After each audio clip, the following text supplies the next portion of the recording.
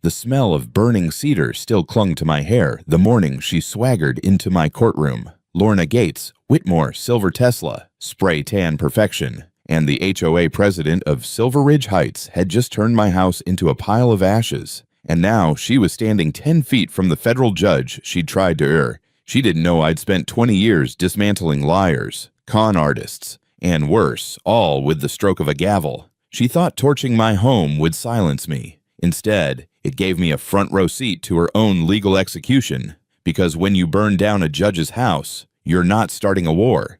You're starting your sentencing hearing. And I was about to make sure hers came with extra years, stacked like firewood. The scent of cedar smoke was still tangled in my hair the morning she strutted into my courtroom like she owned the place. Lorna Gates, Whitmore, 45 years old, dripping with the kind of self-importance you could smell before she even opened her mouth, had just burned my home to the ground. And now, she was 10 feet away from me, smiling like she'd just closed a real estate deal. I'd spent 2 decades as a federal judge dismantling liars, con artists, and people who thought rules were optional.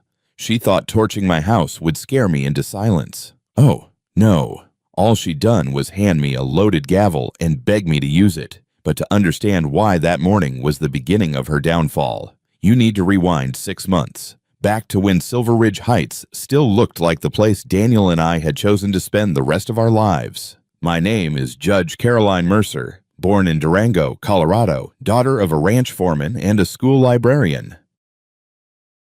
I worked my way through law school waiting tables and editing legal textbooks, then spent 20 years in courtrooms where the air always smelled faintly of polished oak and tension.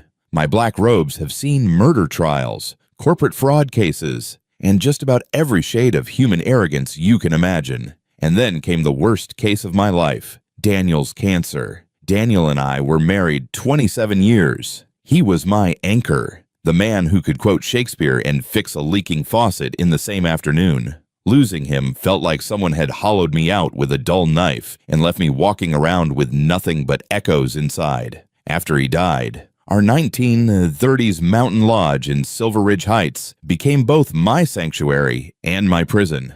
That house wasn't just wood and stone. It was Daniel's laugh caught in the rafters, the smell of his cedar shaving soap in the bathroom cabinet, the rose garden he'd planted the year we moved in. Those roses, blood red, deep as a fine Cabernet, were so vivid in the morning light they almost looked unreal. I swear the garden bloomed harder that first spring without him, like the flowers were trying to fill the silence. Silver Ridge Heights used to be the kind of place where neighbors borrowed tools instead of filing complaints. Teachers, firefighters, retirees who'd lived there for decades. Summer afternoons were for repairing fences, not hiring landscapers to roll out turf like it was a red carpet. But that was before the neighborhood revitalization crowd arrived. Revitalization, in their dictionary, meant bulldozing modest homes and building sprawling status symbols, 3-car garages, home gyms, wine cellars nobody needed. Property taxes shot up like bottle rockets, and longtime residents sold under pressure. The ones who stayed were treated like outdated furniture. And in that power shift, the queen bee emerged, Lorna Gates Whitmore. Picture this platinum blonde hair so lacquered you could use it as a helmet, a spray tan so orange it could guide lost hikers home, athleisure outfits worth more than some people's monthly income, and a silver Tesla she always parked diagonally to avoid dings. She carried a $22 Acai smoothie in one hand, her phone in the other, ready to lecture anyone within range about community standards. Lorna and her husband, a contractor with the business ethics of a raccoon in a jewelry store, moved in 2 years earlier. By the time their boxes were unpacked, she had crowned herself HOA president. Her mission, announced at her first meeting, was to elevate Silver Ridge to its highest potential. Translation, turn it into her own curated kingdom and drive out anyone who didn't fit her glossy vision board. My first encounter with her happened on a crisp October morning. The kind where the air smells like pine needles and wood smoke. I was in the front yard, sleeves rolled up, installing the privacy fence Daniel and I had planned together in his final months, 6 feet of warm cedar boards. Our last project. He'd wanted it to shield us from prying eyes while we drank coffee in our pajamas and watched the sun crawl over the ridgeline. The roses were still blooming, their scent threading through the cool air. making my throat tighten. That's when I heard the crunch of expensive boots on dry leaves. "You must be the widow," she said, skipping right over introductions or condolences. "Judge Mercer," I corrected, brushing soil from my hands. "Right, the judge."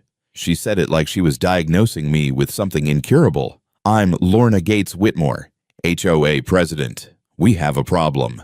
Out came a pink tape measure, snapped open with all the drama of a courtroom objection. She stretched it across the fence like she was checking the length of a crime scene. 6 foot 2 inches, she declared. "Our regulations clearly state a 6-foot maximum. That's a $500 violation plus immediate removal." I took my time standing, joints stiff from nights of restless sleep. "Show me that regulation," I said evenly. Her manicured nails tapped through a leather binder, the sound sharp as gavel strikes.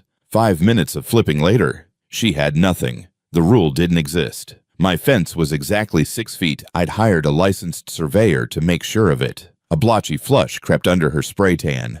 "We'll see about that, Judge." It wasn't just the words. It was the acid she laced them with. That evening, I sat at the kitchen table, Daniel's favorite bourbon untouched beside me, and dug into public court records. It didn't take long. 3 years ago, Whitmore Custom Builders, her husband's company, had stood in my courtroom, accused of trying to swindle an 82-year-old veteran out of $40,000 for emergency roof repairs. The roof had been perfectly fine. I'd ruled against them, referred the case for criminal investigation, and slapped them with fines hefty enough to rattle their bank accounts for years. Now here she was, taking aim at my fence. This wasn't about community aesthetics. This was personal. But Lorna had just made a fatal miscalculation. She'd picked a fight with someone who'd spent 20 years sentencing murderers, con artists, and fraudsters without flinching. Someone who understood every inch of the legal battlefield and had absolutely nothing left to lose. She thought she was starting a petty neighborhood squabble. What she'd actually done was sign up for a war she could never win. By the way, tell me in the comments, where are you watching from? And what time is it right now? Because the revenge I'm about to walk you through gets brutal. If I'd learned anything from years on the bench, it's that bullies never open with their knockout punch. They probe. They test. They start small, like a pickpocket brushing past you to see if you'll notice before going for the wallet. And Lorna Gates Whitmore. She was about to test me like she'd made it her full-time occupation. The first strike landed 3 weeks after our fence incident. I heard the mailman's hesitant knock before I saw the envelope. Thick, cream-colored stationery, gold-embossed HOA logo, like it was the seal of the Supreme Court. The man wouldn't even meet my eyes as he held it out. "Certified letter," he muttered, almost apologetically. Inside Violation Notice 1. Unapproved Decorative Garden Feature Translation, Daniel's Memorial Stone. A simple, polished granite marker carved with "In memory of love that grows eternal." It sat nestled between his roses, where his ashes lay, catching morning light the way he used to catch my gaze over coffee. According to Lorna, it disrupted the uniform landscape aesthetic of Silver Ridge Heights. My hands didn't shake from fear, they shook from rage. This wasn't about aesthetics. This was about taking a hammer to the last place my husband still existed in the world. 3 days later, another envelope. Violation Notice 2, non-regulation mailbox color. My black steel mailbox had stood in the same spot since 1985, back when Reagan was president, and half the neighborhood still had rotary phones. Now, suddenly, it clashed with the neighborhood palette. The kicker, the HOA website still showed black as the standard. I ignored them both, which, in hindsight, was like bleeding in shark-infested waters. On day 7, Violation Notice 3, excessive bird feeding, creating nuisance conditions. I owned one modest bird feeder. It hung outside my kitchen window and attracted cardinals, Daniel's favorite, whose red feathers lit up the morning like sparks. Watching them had become my ritual, coffee in hand, steam curling into the crisp air, pretending for a moment that Daniel might walk in and set his mug beside mine. Now, according to Lorna, that feeder was a threat to community tranquility. The fines ranged from $100 to $500 each, with threats of liens and escalated legal action. The stationery alone probably cost more than some of the fines. Here's where my years as a judge paid off. Back in law school, I'd memorized Colorado's HOA statutes after a particularly slimy landlord tried to strong-arm me with bogus citations. The rules were clear. Fines must be reasonable. They must be based on actual violations written in the bylaws. They require proper notice and a hearing before enforcement. Lorna's letters failed all three. They cited regulations that didn't exist, skipped hearings entirely, and were so sloppily worded a first-year law student could have shredded them for sport. So, I started doing what I do best, building a case. Nights found me in Daniel's old study, surrounded by the scent of aged pine shelves and the comforting must of old law books. The desk lamp cast a warm circle of light over neat stacks of paper as I drafted formal complaints to the Colorado Real Estate Commission. I took photos of every inch of my property from multiple angles. I printed and dated each letter she'd sent. I even built a color-coded spreadsheet documenting the timeline, violation type, and applicable bylaw section or lack thereof. But Lorna wasn't satisfied with just paper threats. It was a Thursday morning when my phone pinged with a live feed from my newly installed security cameras. I was downtown sentencing a drunk driver to 18 months in county jail. On my screen, Lorna, sauntering into my backyard like she'd bought the deed, flanked by her usual entourage. To her left, a skeletal woman dressed entirely in white, the kind of person who looked like she'd faint if confronted with actual manual labor. On her right, a man built like a fitness magazine cover, clipboard in hand, clearly more familiar with bicep curls than property statutes. For nearly 2 hours, they staged their own little inspection drama. The designer pointed at Daniel's roses with a look of pure disdain, as if 15 years of cultivation offended her personal brand. The trainer scribbled on his clipboard like he was drafting new HOA laws on the spot. Watching the footage that evening, I felt my jaw lock so tight it hurt. This wasn't pettiness anymore. This was deliberate fabrication, fraudulent evidence creation. In court, we call that conspiracy to commit fraud. And then came the knock that turned my simmering anger into full boil. It was Walt Henderson. Walt's the kind of neighbor who doesn't just wave from the porch. He leans on the railing and tells you what's really going on. Vietnam vet. Smokes a pipe that smells like leather and maple syrup. Been in Silver Ridge since before the pavement on our streets had fully set. Judge, he said, voice low, you're not the only one she's after. He told me about the Rodriguez family. Nice folks. Yard always tidy. Their crime, a small Virgin of Guadalupe statue in their garden. Lorna fined them $800 for non-conforming religious imagery until they sold the house and moved out. Then there was a single mom whose kids drew rainbows and hopscotch squares on their driveway with chalk. Lorna fined her for defacing common area aesthetics. Rain washed it away in 2 days, but the fine stuck. By the time Walt finished, my pen was already scratching notes onto a legal pad. A pattern was forming. Lorna wasn't enforcing rules, she was weaponizing them. Her targets anyone who didn't fit her glossy brochure vision of Silver Ridge Heights minority families, single mothers, elderly residents on fixed incomes. And now, she'd decided to aim that machine squarely at me, a federal judge who had, not so coincidentally, shredded her husband's contracting business in court years earlier. She thought she was playing neighborhood politics. She had no idea she'd just wandered onto a battlefield I'd spent 20 years mastering. The petty phase was over. The war had begun. The thing about HOA bullies like Lorna Gates Whitmore is they don't know when to stop. They mistake your silence for surrender, not realizing you're just letting them dig the hole deep enough to bury themselves in. And Lorna. She was swinging that shovel like she was training for the HOA Olympics. After Walt's visit, I doubled down on my security setup. Every corner of my property had coverage. Now motion sensors, high-definition cameras, even discrete audio pickups hidden under the eaves. Daniel used to tease me about over-preparing, but I could hear his voice in my head now. If you can prove it, you can win it. It didn't take long for the cameras to pay off. One Tuesday morning, while I was downtown delivering a sentencing for a meth lab operator, my phone buzzed. Motion alert backyard. I swiped the screen and there she was again. Lorna dressed in head-to-toe Lululemon, like she was about to run a half marathon through my property. The same skeletal designer trailed behind her, carrying a leather portfolio. The clipboard-clutching trainer followed, eyes scanning like a cheap security guard. This time, they didn't just look. They started moving things. The designer tilted my bird feeder at an odd angle, took photos, and scribbled something down. The trainer tugged at the latch on my back gate, testing it. Lorna stood in the middle of my garden, arms crossed, smirking into the camera like she knew it was there and wanted me to see her. The gall of it made my teeth ache. When I pulled the footage later, I noticed something worse.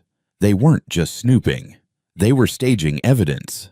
A potted plant was shoved into the middle of the walkway. A small stack of firewood was dragged up against the side of the house. I knew the tactic. I'd seen it in fraud cases before. Manufacture violations, then fine the owner into submission. But the thing about manufactured evidence is, it's still evidence. And now, it was mine. That evening, I started making calls. Not to the HOA, I was done playing that game, but to people who knew how to deal with predators like Lorna. First was Pat Donnelly, a woman the neighborhood knew as the kindly retiree with the best vegetable garden in Silver Ridge. What they didn't know, Pat had spent 25 years as a senior investigator for the FBI's Financial Crimes Division. She showed up at my house with oatmeal cookies and a manila folder thick enough to choke a paper shredder. "Judge," she said, easing herself into Daniel's old armchair, "I think we're looking at something bigger than just you." Pat slid photos across the table. "Meet Linda Grant, Phoenix, Arizona. 2 years ago, she was Beth Whitmore in Sacramento. 3 years before that, she was Sandra Hall in Detroit. Every photo was Lorna, different hair, different wardrobe, same calculating eyes. According to Pat, each identity came with the same pattern: move into an established community, seize HOA control, target select residents with harassment until they moved or gave in, drain HOA emergency funds, stage accidents or fires for insurance payouts. She's stolen over $3 million in the last decade, Pat said flatly.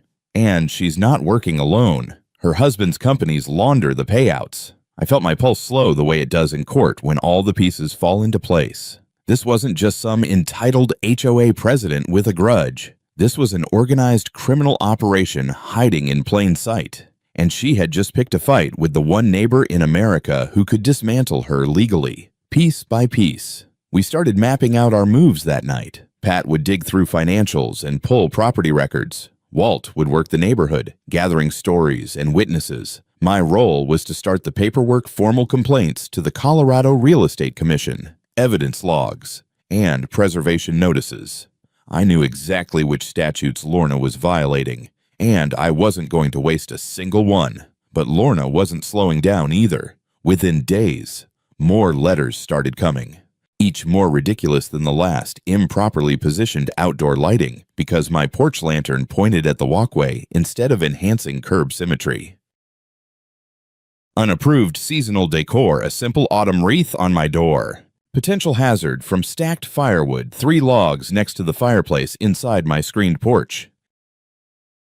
Each fine came with a deadline so short you'd need a time machine to comply, and each one had her signature at the bottom. The loops in her L sharp enough to cut glass. She didn't know it yet, but every envelope was another nail in her legal coffin. The night the last notice arrived, I sat at Daniel's desk with Pat and Walt. Between us, stacks of letters, printed photos, witness statements, and financial documents. The smell of pipe tobacco mixed with the faint scent of roses drifting in from the garden. "This isn't harassment anymore," Pat said. "It's racketeering." I leaned back in my chair, the weight of the moment settling on me. Then it's time we treat it like racketeering. The next move wouldn't just stop Lorna's game. It would end it and her reign over Silver Ridge Heights permanently. When you've spent as many years as I have in a federal courtroom, you learn that the real power isn't in raising your voice. It's in building a case so airtight the other side suffocates before they even step into court. And by this point, with Pat and Walt by my side, that's exactly what we were doing to Lorna Gates Whitmore. The deeper we dug, the uglier it got. Pat's investigative files looked like something out of a mob case. HOA meeting, minutes altered after the fact. Checks written to shell companies with names like Mountain View Maintenance, LLC, that didn't exist beyond a PEO box. Emergency repairs billed for tens of thousands when not a single nail had been touched. It wasn't just my fence or Daniel's memorial stone anymore. We had documented proof that in less than 2 years, Lorna had siphoned nearly $180,000 out of the Silver Ridge Emergency Fund. And she'd done it with the precision of someone who'd been running this scam in other states for years. "You've got her dead to rights on embezzlement," Pat said one night, sliding a ledger toward me, "but she's not going to wait for us to file charges. She'll escalate." Walt nodded grimly. "She's already spreading rumors. Said she caught you hiding unpermitted structures and that she's bringing in county inspectors." I almost laughed until I realized the tactic. She wasn't just trying to fine me into submission. She was setting up a paper trail to make it look like I was the problem. And then came the trespass. It was a Thursday morning, and I was in court sentencing a man for aggravated assault. My phone buzzed mid-hearing motion alert. I couldn't check it until lunch, but when I did, I nearly dropped my coffee. Lorna, wearing a coral yoga set and mirrored sunglasses, was in my backyard. She had her pink tape measure in one hand and her phone in the other, snapping photos of my windows, my garden, even my kitchen through the glass. Then she did something that made my blood run cold. She walked to the back gate, yanked it open, and tested the latch to make sure it wouldn't close. Then she left it wide open and walked away with a satisfied smirk. I didn't notice Gavels, my 14-year-old tabby, was missing until I got home that evening. Gavel wasn't just a cat. He was Daniel's final gift to me, rescued from the courthouse parking lot during a thunderstorm. He'd sat on Daniel's lap during chemo, purring comfort into the pain. Losing him would be like losing Daniel all over again. I searched for 3 days straight. Walt organized neighbors into search teams. The Rodriguezes, who'd moved away after Lorna's harassment, drove back from 2 towns over to help. The call came on the 3rd night. "Judge Mercer, this is Dr. Lewis at Pine Valley Animal Emergency. Someone brought in a cat matching your description. He's in rough shape." I found Gavel barely conscious in an oxygen tent, his ribs broken, dehydrated, and too weak to even lift his head. $900 in emergency surgery later. The vet told me his injuries were consistent with being chased by machinery leaf blowers, maybe lawn equipment. That's when I pulled the security footage. 1 hour after Lorna left my gate open, her landscaping crew arrived with industrial leaf blowers. They drove Gavel into the street, chasing him for 2 blocks until he fell into a storm drain. I sat in Daniel's chair, watching that footage, my hands trembling with a cold, surgical kind of rage. This wasn't harassment anymore. This was attempted murder of the last living piece of my husband. The next morning, I filed criminal charges for unlawful entry and animal cruelty, but that was just the start. Pat called one of her old contacts at the Denver field office of the FBI. Walt delivered a thumb drive with the footage to the Colorado Attorney General's office, and I picked up the phone and called Sarah Martinez, Channel 7's investigative bulldog, who loved nothing more than exposing suburban corruption. 3 nights later, Judge versus HOA. When Watchdogs Bite Back aired in living rooms across the state, it showed Lorna trespassing, her crew terrorizing Gavel, and a highlight reel of every family she'd driven out of Silver Ridge. The public reaction was immediate and volcanic. Donations poured in for Gavel's vet bills and my legal fund. 3 law firms offered to take my case pro bono. 5 more families came forward with their own horror stories, all with paperwork, photos, and sworn statements. The Attorney General's office formally opened a civil rights investigation, and the HOA board, the very people who'd rubber-stamped Lorna's every move, started resigning in waves. But Lorna, she doubled down. I'd cut off her petty revenue streams and made her the face of suburban villainy on the evening news. Now she was cornered. And cornered animals, especially the kind that feed on control, don't slink away quietly. They bite. Lorna Gates. Whitmore didn't just bite back, she came at me like a cornered wolf, teeth bared, ready to maul. It started with a certified envelope on my desk, heavy as a brick in my hand. The return address made my pulse hitch Colorado Judicial Discipline Commission. I'd been on the receiving end of plenty of threats in my career, but this was different. This was a knife aimed at my badge, my reputation, my life's work. Inside was a complaint that read like it had been ghostwritten by a conspiracy theorist on a caffeine binge. According to Lorna, I had been abusing judicial authority to intimidate law-abiding homeowners and weaponizing the legal system for personal vendettas. The supporting evidence was almost laughable if it hadn't been so calculated photographs of my property, digitally altered to make Daniel's memorial garden look like a trash heap, and sworn statements from her designer and trainer claiming I'd threatened them with professional ruin. The timestamps on the photos were all wrong. One showed the garden under snow despite being dated in June. The so-called statements read like bad courtroom drama dialogue, but the presentation was slick enough that, to someone skimming, it could pass as legitimate. By lunch, the complaint had mysteriously leaked to a political blog with a long-standing grudge against me for my environmental rulings. By dinner, it had spread to 3 more outlets. The headline made my coffee taste like rust. Liberal judge terrorizes patriotic HOA. From there, it was a feeding frenzy. Talk radio hosts frothed at the mouth about activist judges with vendettas. Online comment sections turned into digital lynch mobs. I was accused of everything from judicial corruption to hating America. One particularly charming poster suggested I should be shipped to Alaska with the other communists. For 72 straight hours, my phone didn't stop ringing. Colleagues calling to check in, reporters circling like vultures, friends texting offers to come over with a bottle of bourbon and a shovel. And underneath it all, the sense that somewhere, just across the manicured lawns of Silver Ridge Heights, Lorna was smiling that smug little smile. She thought she'd found my weak spot, my reputation. She had no idea she'd just given me the final piece of the puzzle. On the 3rd night, I got a knock at my door. Pat Donnelly stepped in carrying a Tupperware of oatmeal cookies in one hand and a stack of manila folders in the other. Most people in Silver Ridge knew her as the sweet retiree with the best tomatoes in town.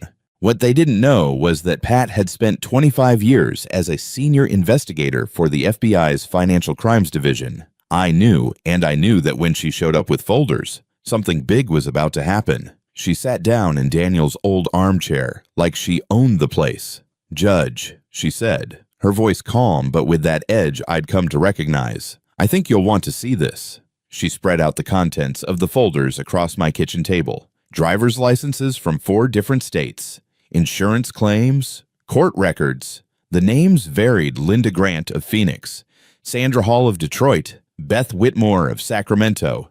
But the face was always the same Lorna's. Different hairstyles, different wardrobes, same calculating eyes. "She's a professional community destroyer," Pat said flatly. 4 states, 6 identities.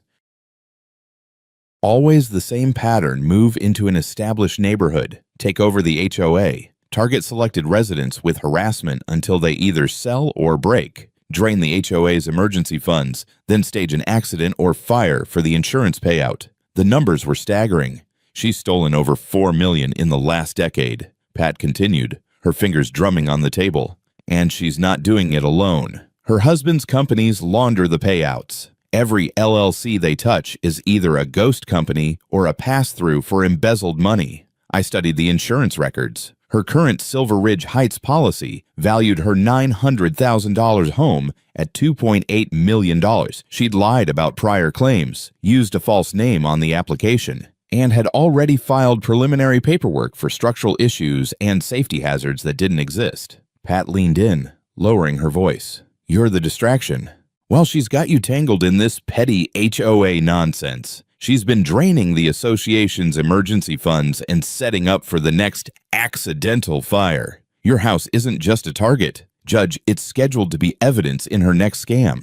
I felt my jaw tighten. My case against her had always been personal, but now it was bigger than me, much bigger. And then Pat dropped the bomb. "One more thing, she's technically still in the Federal Witness Protection Program. Testified against a Detroit fraud ring in 2012, served 18 months. Disappeared from the program in 2015. Every identity since then has been stolen."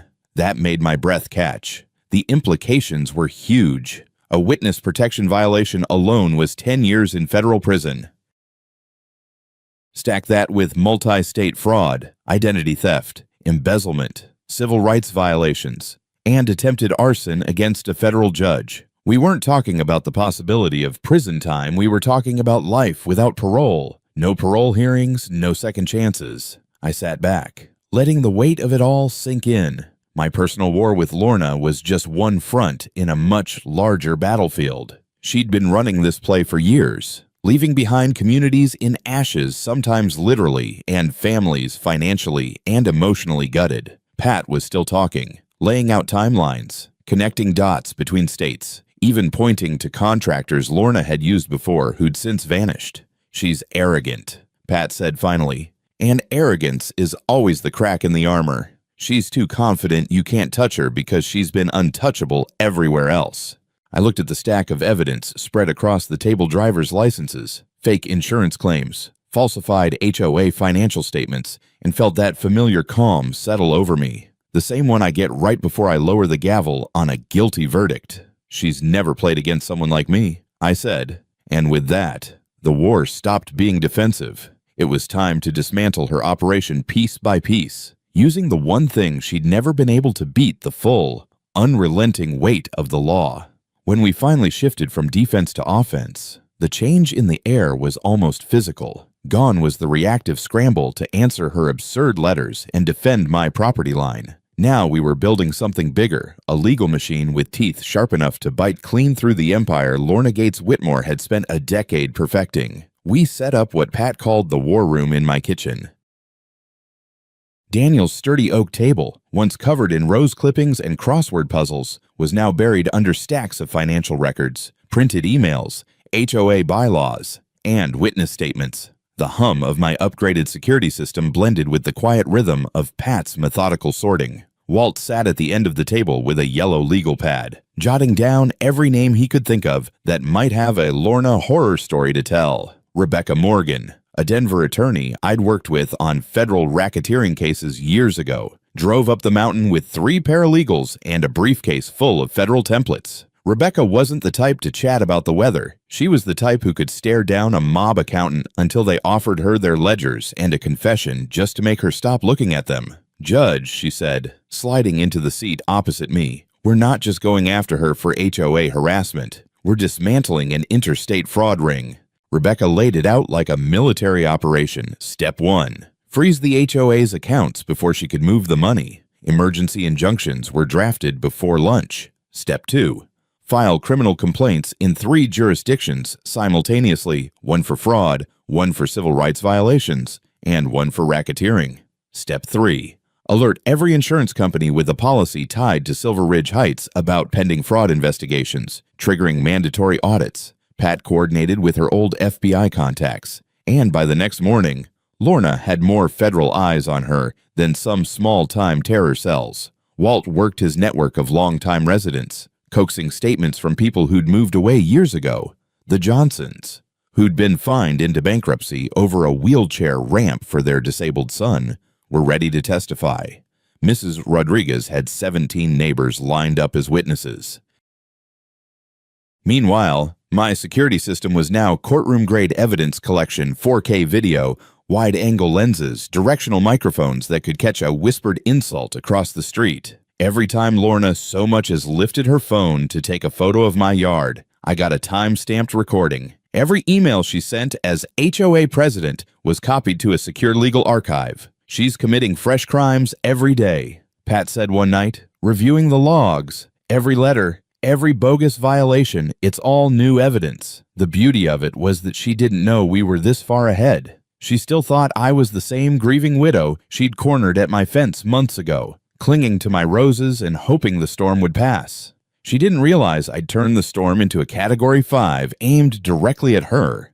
But desperate people get reckless, and Lorna was about to prove it. It started with an anonymous tip to the local fire marshal about dangerous conditions at my home. The timing wasn't subtle. It came less than 48 hours after our injunction froze the HOA's operating account. Fire Marshal Jake Morrison, 30 years on the job, showed up at my door with a clipboard and a polite but skeptical look. We walked my property together. Morrison's trained eyes spotted it immediately. Accelerant residue near my garage. Gas lines tampered with to create leaks. Piles of dry vegetation strategically placed near wiring. Judge, he said quietly, crouching by a trail of chemical-stained dirt. This isn't negligence. This is staged fire prep. Someone setting up your house to burn. I didn't have to guess who. Morrison documented everything, photographed every mark, and collected samples for lab testing. And just when I thought I couldn't be more disgusted, he told me what happened next. She offered me cash, he said, shaking his head, slid an envelope across my clipboard, and suggested we could handle the inspection off the books.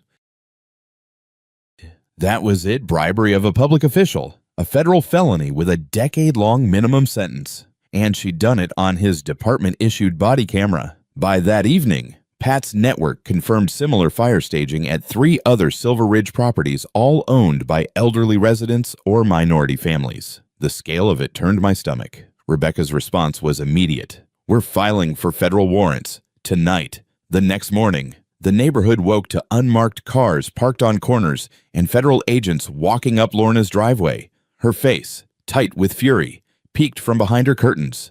She didn't open the door. Good, I muttered, watching from my porch. Let her sweat. But if Lorna thought she could still win this, she was about to learn the hard way that when you try to burn down a federal judge's home, you're not just playing with fire, you're writing your own sentencing memo. If Lorna thought federal agents on her lawn were the peak of her bad week, she was about to get an education. Because nothing screams endgame quite like your opponent watching you implode and taking notes for the prosecution. 3 nights after the fire marshal's inspection, my phone buzzed at 3:17 a.m. It was the security system's emergency alert. I wasn't at home. I'd been sleeping in Walt's guest room ever since we found those accelerants. But when I tapped the feed, the image made my blood run cold. 2 unmarked pickup trucks idled outside my property. 4 men in dark coveralls moved with the precision of people who'd done this before. They carried unmarked propane tanks, coils of hose, and duffel bags I could only assume weren't filled with camping gear. For the next 23 minutes, my cameras recorded everything, accelerant poured in deliberate lines along the foundation, gas connections rigged near electrical panels, dry brush arranged like a fuse trail.